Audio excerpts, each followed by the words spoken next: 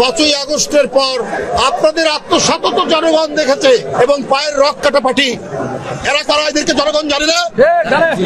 কারা পায়ের রক কাটে তাদেরকে তো জনগণ ঠিকই জানে। আপনারা ৭১-এর বিরোধিতা করেছেন, জিয়াউর রহমান স্বাধীনতা ঘোষণা দিয়েছেন, এই গৌরব বিএনপি, ৭১-এর গৌরব, ৯০-এর গৌরব, এই গৌরব মঈনুদ্দিন ফখরুদ্দিনের।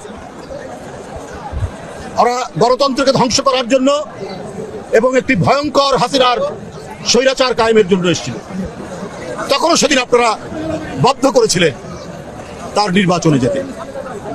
এটাও তো জনগণ জানে এবং জনগণ দেখে। আসসালামু আলাইকুম রহমতুল্লাহ। বিএনপি নেতা রুহুল কবির রিজভী যে কথাগুলো বললেন, বাংলাদেশের প্রত্যেকটি নাগরিক, জনগণ এবং মানুষ কিভাবে কি দেখছেন, কি মনে করছেন, আজকের বিস্তারিত আদ্যপন্ত নিয়ে আপনাদের সামনে আজকে হাজির হয়েছি। অবশ্যই আজকের ভিডিওটি দেখতে থাকুন। সম্মানিত ভিউয়ার্স, দেশে প্রবাসে কাছে দূরে যে যেখানে আছেন সকলকে অসংখ্য ধন্যবাদ জানিয়ে আজকের গুরুত্বপূর্ণ ভিডিওতে মনোযোগ নিবেশ করছি। সম্মানিত ভিউয়ার্স, রুহুল কবির রিজভী বাংলাদেশ জামাত ইসলামীকে নিয়ে, ইসলামী ছাত্র শিবিরকে নিয়ে যে কথাগুলো বললেন, যে বাংলাদেশ ইসলামী ছাত্র শিবির রক কেটেছে, বাংলাদেশের স্বাধীনতা বিরোধী জামাত ইসলামী ঘোলা পানিতে মাছ শিকার করেছে, বিগত দিনে ব্যাংক লুট বা অর্থ লুট করেছে ইসলামিক দল হিসাবে, এবং ইসলামিক দলকে রূপান্তরিত করা বা দলকে দল মনে করা এটা একটি মুনাফিকি বিষয়বস্তু। খুবই ভয়ঙ্কর, ভয়ানক কিছু ভাষায় ব্যবহার করেছেন। সমস্যা হচ্ছে, বাংলাদেশ জামাত ইসলামী 1971 সালে স্বাধীনতা বিরোধিতা করেছে না পক্ষে নিয়েছে? জামাত ইসলামী স্বাধীনতার বিরোধিতা করেছে এই জন্য যে 71 সালের যুদ্ধের বিরোধিতার মৌলিক যে কারণ, যেটা হচ্ছে পাকিস্তানের কাছ থেকে রক্ষা পেলে বা পাকিস্তান থেকে মুক্ত হলে এই বাংলাদেশের ভূখণ্ডটা 56,000 বর্গ মাইলটা যাচ্ছে ভারতের পেটে, বা ভারত এটাকে আধিপত্য বিস্তার করছে, ভারত এটাকে তার মহত্ব এখানে পরিচালনা করবে। এই আখ্যা দিয়ে বা এই বিষয়টা দিয়ে বা এই মূল বিষয় নিয়ে বাংলাদেশ জামাত ইসলামের কিছু নেতা তখন সিদ্ধান্ত নিয়েছিলেন যে জামাত ইসলামী স্বাধীনতা পক্ষে না অথবা বিপক্ষেও কাজ করবে না, জাস্ট এটুকুই।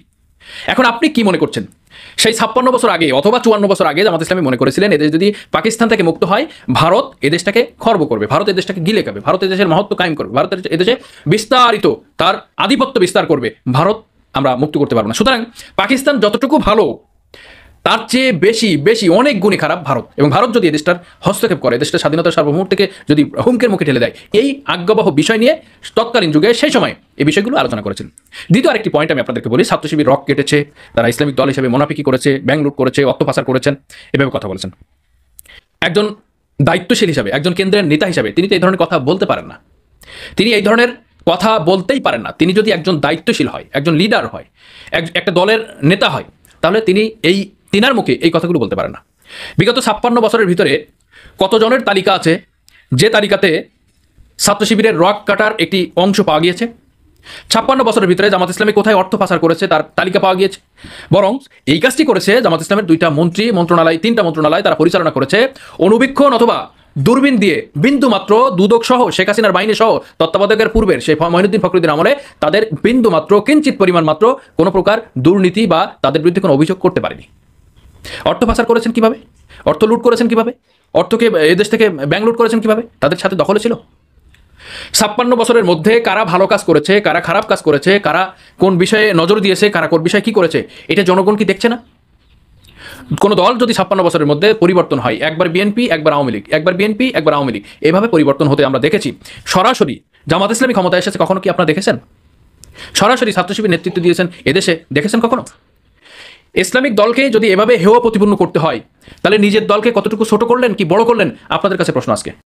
তিনি যে কথাগুলো বললো আজকে জামাতকে নিয়ে, শিবিরকে নিয়ে, রক কাটার দল, তিনি জানেন কতটুকু পরিমাণ নিয়ে, কতখানি পরিমাণ নিয়ে, মানে তার মানে সর্বোচ্চ তালিকা নিয়ে বা সেই ধরনের নিয়ে তিনি হাজির হয়েছেন, যে দেখিয়েছেন। আজকে আমার কাছে প্রমাণ আছে যে 500 জন মানুষ রক কেটেছেন, 200 জন মানুষ রক কেটেছেন, অথবা 5 জন মানুষের রক ছাত্র শিবির কেটেছেন, সেটা নখে দর্পণে আছে, সেটা আমার কাছে দলিল আছে, আমার কাছে আছে বা এই প্রশাসনের কাছে এই ধরনের তালিকা আছে। কখনো দেখাতে পারবে? পারবে না। কখনো কোনো আদর্শকে যদি উৎখাত করতে হয়, বিলুপ্ত করতে হয়, বন্ধ করতে হয়, তাহলে তার চেয়ে ভালো কোনো আদর্শ সেখানে প্রতিষ্ঠিত করতে হবে, তাহলে টিকে থাকা যাবে। আপনি যদি জামাত ইসলামীকে, ছাত্র শিবিরকে বিলুপ্ত করতে চান, আক্রোশ বশত না, যদি বিলুপ্ত করতে হয় আদর্শিকভাবে, তাহলে জামাত সংগঠনের চেয়ে, শিবির সংগঠনের চেয়ে ওর চেয়ে ভালো গুণে আরও কিছু দাঁড় করাতে হবে, তাহলে আপনার ওই সংগঠন টিকবে, আর জামাত সংগঠন বা শিবির সংগঠন তখন বাতিল হয়ে যাবে। কারণ তাদের যে আদর্শিক হিসাবে তারা আবার পুনরায় উজ্জীবিত হচ্ছে, পুনরায় বহাল হচ্ছে। সুতরাং জামাত শিবির তখন বিলুপ্ত হয়ে যাবে অটোমেটিক। আপনি যদি কোনো ব্যবসাকে, কোনো দোকানদারকে, কোনো কিছুকে বিলুপ্ত করতে চান, যদি আপনি সাধারণ চেয়ে ধরেন, আপনি যদি ব্যাংক খাতকে বন্ধ করতে চান, তাহলে আপনাকে ভালো কোনো ব্যাংক, যদি ইসলামী ব্যাংকে বন্ধ করতে চান সুতরাং বলে কথা, সেই ইসলামী ব্যাংকের চেয়ে ভালো কোনো ব্যাংক, ভালো সার্ভিস, ভালো বিষয় নিয়ে, সবচেয়ে ভালো ভালো ভালো নিয়ে, অসংখ্য ভালো নিয়ে ওর চেয়ে একটি ব্যাংকে খাড়া করতে হবে। তাহলে আপনি ইসলামী ব্যাংকে বিলুপ্ত করতে পারবেন, ধ্বংস করতে পারবেন, বন্ধ করতে পারবেন। সুতরাং জামাত ইসলামী এমন কোনো বিষয় না, আমরা দেখছি না যে জামাত ইসলামী কোনো কলা গাছ কেটে দিলে পড়ে যাবে বা ধাক্কা দিলে পড়ে যাবে, বা জামাত ইসলামী এমন কোনো খড়কুটা না যে ভেসে এসেছে কচুরিপানার মতো, তারা ওখান থেকে বিস্তার লাভ করেছে, সেখান থেকে আসলে তাদের মূল উৎপাদন হয়ে যাবে বা তারা এদেশে কিছু করতে পারবে না। আজকে তারা স্বাধীনতা বিরোধীর কথা বলেছেন, তারা দেশে কি করেছেন? লুট করেছেন, খুন করেছেন, গুম করেছেন, হত্যা করেছেন, দেশের টাকা পাচার করে কোটি কোটি হাজার হাজার টাকা, মিলিয়ন বিলিয়ন ডলার তারা পাচার করে বিদেশে বাড়ি গাড়ি করেছে। আর তারাই বলতো স্বাধীনতা বিরোধী জামাত ইসলাম, এবং তারা নিজেদেরকে বলতো যে আমরা স্বাধীনতার পক্ষে। স্বাধীনতার পক্ষের যদি হতো দেশটাকে লুটপাট করে খেত, স্বাধীনতার পক্ষের যদি হতো দেশটাকে পাচার করে লক্ষ কোটি টাকা কি বিদেশে নিয়ে যেত, স্বাধীনতার পক্ষে যদি হতো এদেশে থেকে অন্য দেশের সিটিজেনশিপ হয়েছেন, বাঁচার জন্য, চলে যাওয়ার জন্য প্রস্তুতি নিয়েছেন, তারা কিভাবে স্বাধীনতার পক্ষে হয়? আর যাদেরকে স্বাধীনতার বিপক্ষে বলছেন বাংলাদেশে, তারাই দেশপ্রেমিক, তারাই মূলত দেখছি এখন স্বাধীনতার পক্ষের কথা বলছে। এদেশের জন্য, এদেশের মাটির জন্য, এদেশের সার্বভৌমত্বের জন্য সবচেয়ে বেশি বড় ভূমিকা রাখছে বাংলাদেশ জামাত ইসলামী। আজকে সেটাকে বিতর্কিত করার জন্য মুখে বললে তো হবে না, জনগণ তো দেখছে, মানুষ তো দেখছে, এই বিষয়গুলো আপনি আমি কিভাবে মানে উড়িয়ে দিব? সে কথাগুলো বলেছেন যে মারাত্মক মারাত্মক কথাগুলো বলেছেন, কোন আবেগে, কোন রাগে, কোন ক্ষোভে বলেছেন জানি না। তবে একজন নেতা হিসাবে, একজন দায়িত্ববোধ মানুষ হিসাবে, একজন কেন্দ্রীয় দায়িত্বশীল হিসাবে এই ধরনের কথা বলাটা কতটুকু সমীচীন, কতটুকু যৌক্তিক, কতটুকু সেটাকে আপনার কাছে মানে যুক্তিযুক্ত মনে হচ্ছে, আপনারা অবশ্যই জানিয়ে দেবেন। সম্মানিত ভিউয়ার্স, আমি আপনাকে ভিডিওর শুরু থেকে কিছু অংশ দেখেছি, এখন বাকি অংশ। শেখ হাসিনার ব্যাংক আত্মসাতের পর 5ই আগস্টের পর আপনাদের আত্মসাত তো জনগণ দেখেছে।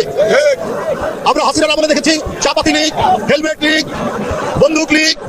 আমার জনগণ তো এটাও জানে খুর লীগ এবং খুর পার্টি এবং পায়ের রক কাটা পার্টি, এরা তারা এদেরকে জনগণ জানে না। তারা পায়ের রক কাটে, তাদেরকে তো জনগণ ঠিকই জানে, চেনে। সুতরাং খুব ঘোলা পানিতে মাছ শিকার করার চেষ্টা করছে। আপনাদের 71-এর অর্জন কি? আপনারা 71-এর বিরোধিতা করেছেন, জিয়া রহমান স্বাধীনতা ঘোষণা দিয়েছেন। এই গৌরব বিএনপি, 71-এর গৌরব, 90-এর গৌরব, এই গৌরব বিএনপি। কারণ সেদিনও আপনারা শেখ হাসিনার সাথে আঘাত করে আপনারা এর সাথে আরেক সংবাদ সম্মেলন থেকে শোনা দিন। এখানে আপনারা সেদিন জানলে এর সাথে কুলাঙ্গারের নির্বাচনে, 86 সালের নির্বাচনে, এটাও তো জনগণ দেখেছে, কিন্তু বিএনপি সেই নির্বাচনে যায়নি। তার নেত্রী বলেছিলেন দেশের নেত্রী বেগম খালেদা জিয়া দেশ স্বাধীনের অধীনে কোনো নির্বাচন করবো না, স্বৈরাচারের অধীনে কোনো নির্বাচন করবো। আপনারা মঈনুদ্দিন ফখরুদ্দিনের, ওরা গণতন্ত্রকে ধ্বংস করার জন্য এবং একটি ভয়ঙ্কর হাসিনার স্বৈরাচার কায়েমের জন্য এসেছিল। তখন সেদিন আপনারা বাধ্য করেছিলেন তার নির্বাচনে যেতে। এটাও তো জনগণ জানে এবং জনগণ দেখে। আপনারা তো ইসলাম নিয়ে রাজনীতি করেন। ইসলাম মানে কি বারবার মুনাফিকি করা? ইসলামের মর্মবাণী তো হচ্ছে তুমি যে অঙ্গীকার করো সেই অঙ্গীকার তুমি রক্ষা করবে, এটাই তো ইসলামের মর্মবাণী। বন্ধুরা আমার, বিএনপির সেই ঐতিহ্যের পতাকা ধারণ করে, যে ঐতিহ্যের মধ্যে আছে জনগণের কাছে অঙ্গীকার থেকে বিন্দুমাত্র বিএনপি পশ্চাৎপসরণ করে না। এই গৌরব বিএনপি, এই গৌরব জিয়া রহমানের, এই গৌরব দেশের নেত্রী বেগম খালেদা জিয়া, এই গৌরব তারেক রহমানের। তাই বন্ধুরা আমার, 71 থেকে আপনার 5ই আগস্ট পর্যন্ত গণতন্ত্রের প্রশ্নে কখনো মাথা নিচু করেনি বিএনপি। আপনারা 5ই আগস্টের পর কি বললেন? ভারতের সাথে আপনারা সম্পর্ক উন্নয়ন করবেন, ভালো কথা, আমাদের আপত্তি নেই। আপনারা আওয়ামী লীগকে ক্ষমা করে দেবেন। আপনাদের নেতারা মাওলানা সাইদি সাহেব, সেই সাইদি সাহেবের বিরুদ্ধে মিথ্যা সাক্ষী দেওয়ার জন্য শুকরঞ্জন বালিকে গোয়েন্দা পুলিশ ধরে নিয়ে গিয়ে তার শরীরে ইলেকট্রিক শক দিয়েছে। কালকেই দেখবেন তার সমস্ত বয়ান এসছে। শুকরঞ্জন বালি হিন্দু ধর্মের একজন মানুষ, তাকে শেখ হাসিনার গোয়েন্দা বাহিনী বলেছে যে তোমরা বলো তোমার ভাইকে হত্যা করিয়েছে মাওলানা সাইদি সাহেব। সে বলেছে আমি মিথ্যা কথা বলবো না, সেটা করে।